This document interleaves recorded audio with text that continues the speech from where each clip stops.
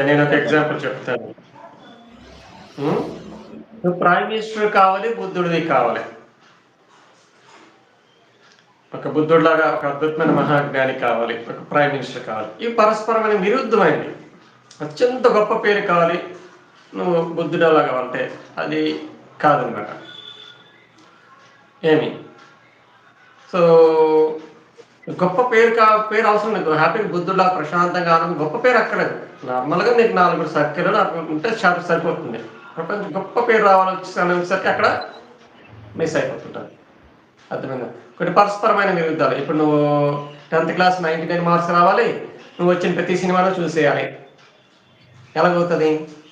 అవునా కదా? ఈ పరస్పర విరుద్ధమైనవి. అవునా కాదా? మన ఊర్లో ఈ సినిమాలో వచ్చిన ప్రతి సినిమా నేను చూడాలి. నాకు 10థ్ క్లాస్‌లో 99 మార్క్స్ రావాలి. How it's possible? It's not possible. So, ఇలా